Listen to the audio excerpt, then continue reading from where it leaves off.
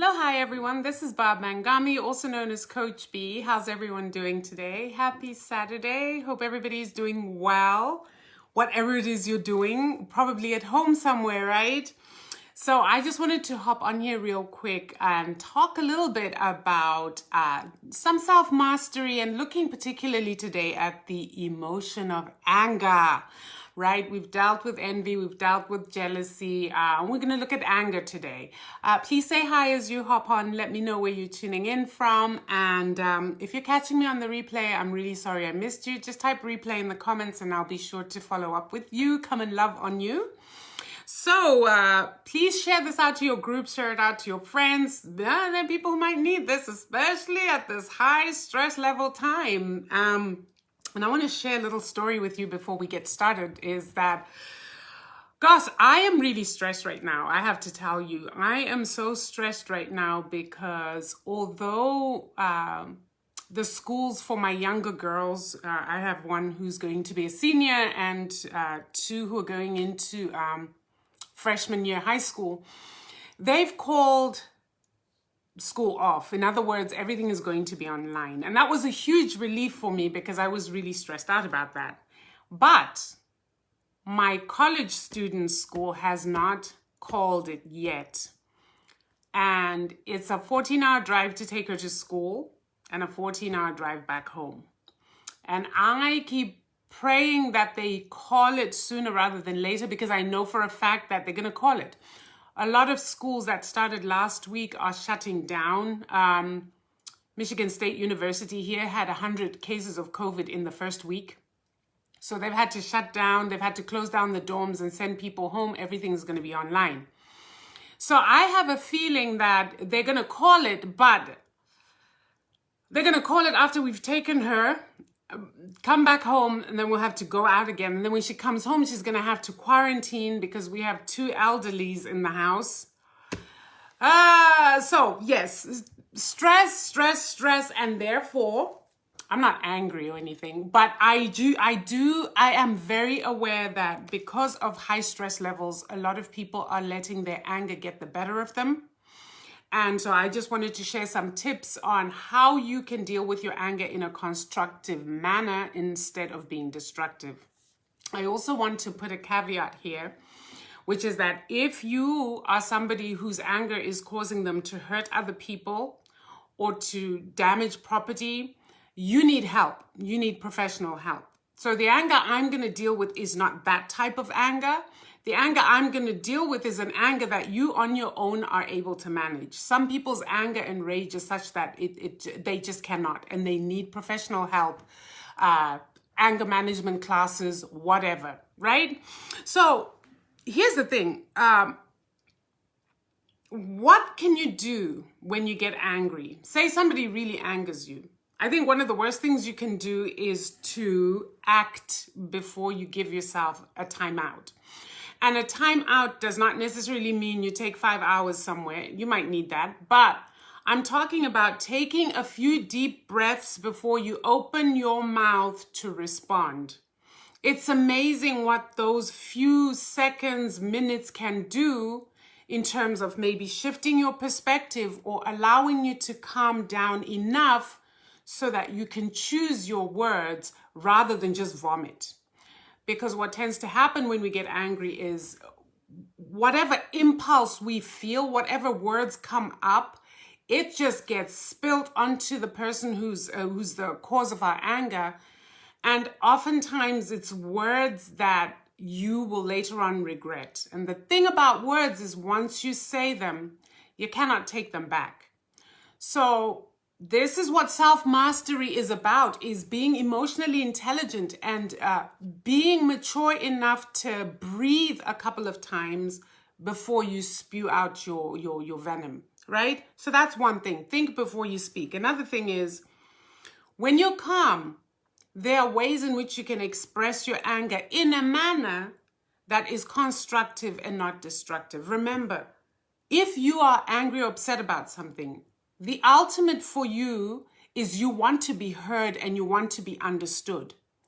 Therefore, the onus is on you to ensure that you're communicating in a way that the other person can hear you and understand you. So you first want to express that you're angry, then you want to express why you're angry. What is it about what the person has done or said or hasn't said that has made you angry? And then you want to state your needs and your concerns very clearly, right? So first is you have to own your emotion. And you can't turn around and say to somebody, you made me angry. No, maybe they had no intention to make you angry. So when you say you made me angry, you're putting them on the defensive. And instead of hearing you, they're going to be trying to defend themselves from the fact that they didn't make you angry. You own it. What you said angered me. That's a better way of speaking. And you know, guys, I know I sound all woo-woo because we all know that when people are angry, it's like mud is slinging everywhere, right? But the reason I bring this up is because really it's important. And it's important to have these conversations now when you're not angry, right? I'm not angry, you're not angry. So I can share this information with you. This is the information that you will call on when a moment comes where you are angry and you start thinking of the few times you did get angry, but it didn't resolve the problem. It just made the problem worse, right? So you want to get what you want to get, right? So I'm just giving you tips that you get what you want to get. Yeah, so you want to make sure that you state your anger, own it, and then state why you're angry, and then have the other person listen. And the only way they'll listen to hear you instead of listening to defend is if you express yourself in a manner that is firm, yes, but that does not put them on the defensive. The next thing you want to do is sometimes it's necessary to get some exercise, okay? Sometimes it's necessary to go for an hour's walk before you respond to something. Go out there, feel your anger, vent, call all the names you like in the book to this person while you're out there. Calm yourself down enough to be able to come and have a conversation with this person. That's the timeout. Identify possible solutions for whatever the issue is, right? You want to also be proactive in the solution. And so you might suggest to this person that maybe if they'd said things slightly different, your response may have been different. You become part of the solution. You don't just sit there like a victim and blame the other person for making you angry, right? The thing to do too is keep to I statements. I think I've kind of alluded to this. Most of us will tend to say, you made me angry. You made me do this. Now look what you made me do. Nah, it's about you, not about the other person. You are ultimately responsible. This is self-mastery, guys. You are ultimately responsible for everything about you. Your emotions, your feelings, how you react. That's all you, right? Nothing to do with the other person, no matter what it is the other person has done. This is the hard lesson of self-mastery. So you want to use I statements to express yourself and how you're feeling.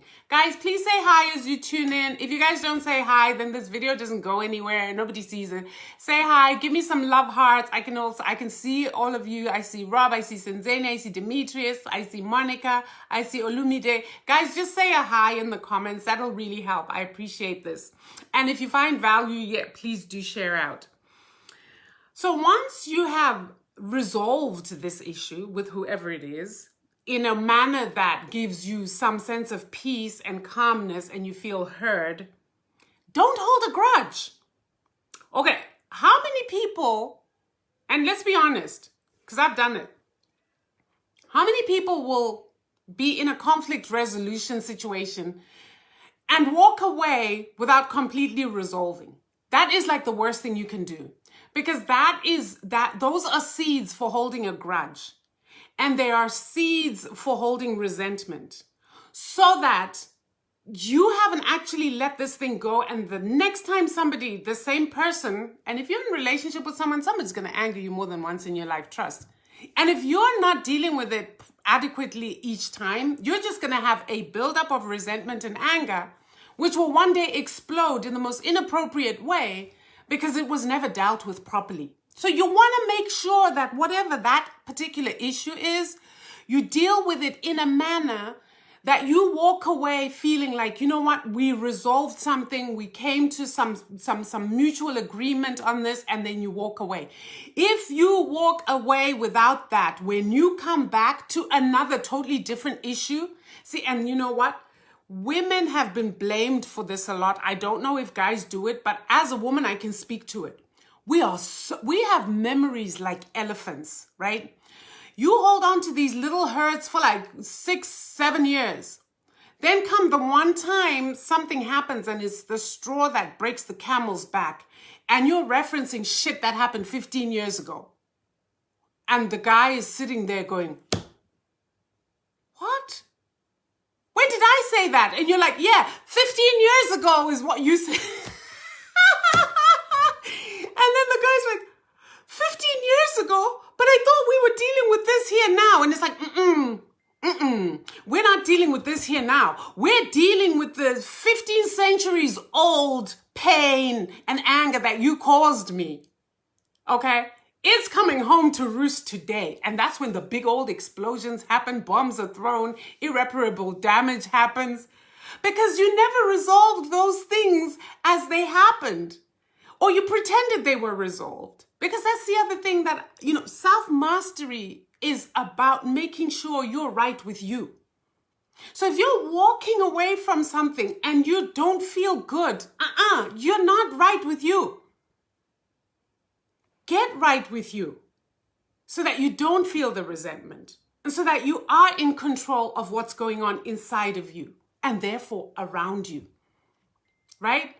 This is something that I think is so important, especially for my sisters out there. Because I've done it a lot. And I will tell you, one of the reasons it seems for me anyway, that it's so much easier sometimes to just let it go, is if you're in a conversation with somebody you feel is not hearing you, and you start to feel like this is futile. You start to feel like, you know what, this will never get resolved. Let me just let it go.